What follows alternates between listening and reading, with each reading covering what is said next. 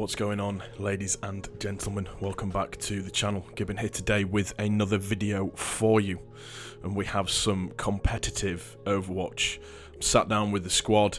There's me, Bipolar Bear, G60, and there is also Sneaky Johnson in the party. And what we're doing is we are playing Capture the Point on Nepal. This is a really cool game. There's actually a really I go off right at the very end.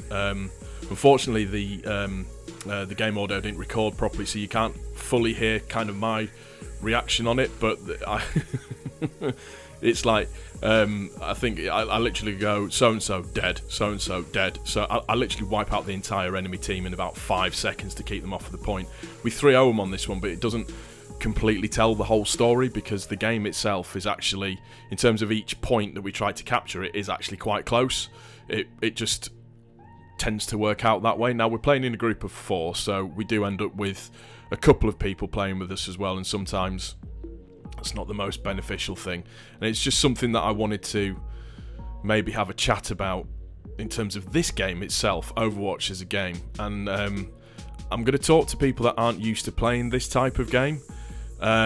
Yes, it is an FPS shooter, but it is a team game. It is completely a team game. I think I saw it described online once, and the best way that I can kind of describe it is someone online described it as COD is like a game of checkers, Overwatch is like a game of chess. And what they mean by that is that in checkers you have the same piece and you go at the same pieces, whereas in chess it's very much lots of different pieces and there's a strategy behind it at the same time as well. So it's like the meta of having 2 tanks and 2 healers, that type of stuff, and how you counteract that and how you counterbalance that, and the right way to do it and the right way to go about it. And unfortunately, when you're playing in a group of 4, particularly when you're in the kind of lower levels, and I'm in rank silver, the ranking system is a little bit iffy for me, a little bit slightly.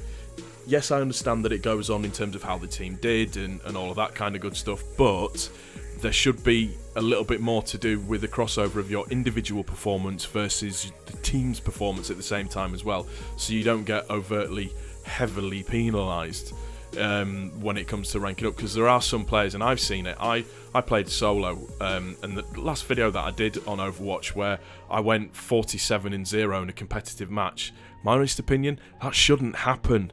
That really shouldn't happen, and that's just when, in terms of the ranking system, you're being put up against people that are just not on the same level as you in terms of the gameplay.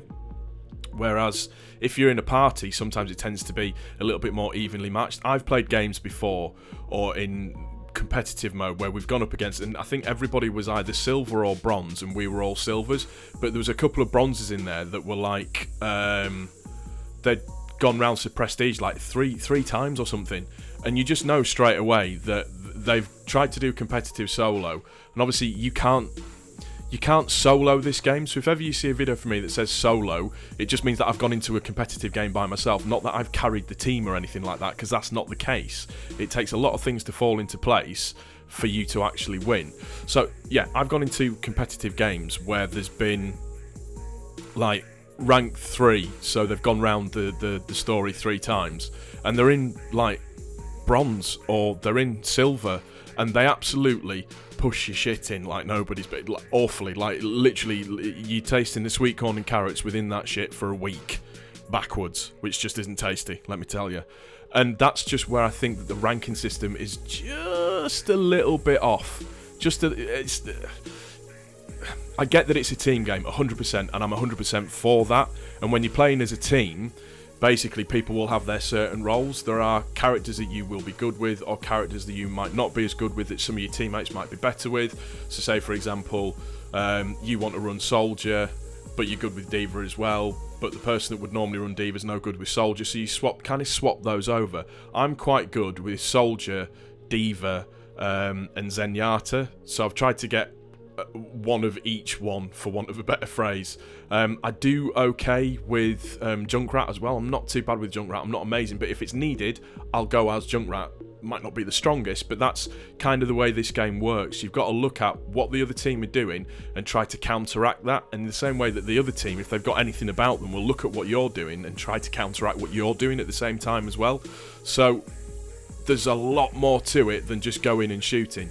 This is, yes, an FPS game, and it is advertised as an FPS game. However, it is a strategy-based FPS game, so there is thought and process that goes into this game that allows you to win.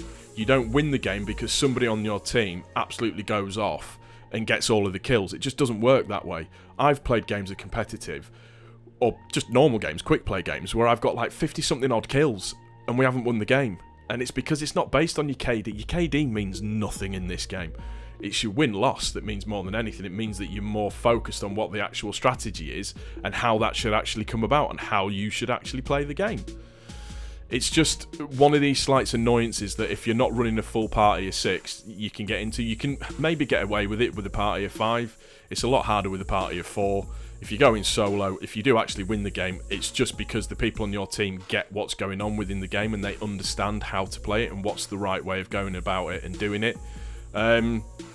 So yeah, that's just my kind of opinion on that. Slightly annoying. Rage-inducing to such an extent that when people get certain characters on, you tend to go. But this is the little bit that I just wanted to bring to you, ladies and gentlemen. Now, I think it's like 99%. We're into overtime, and the important thing here is that we need to clear the whole objective. So here we go. 1, 2, 3. Heels down. 4. Wait for it. And D.Va out of a mech. Gone. And I think I will destroy D.Va at the same time as well. Oh yeah, just for good measure. That's how you wipe an enemy team, ladies and gentlemen, and that's how you keep them off of the point.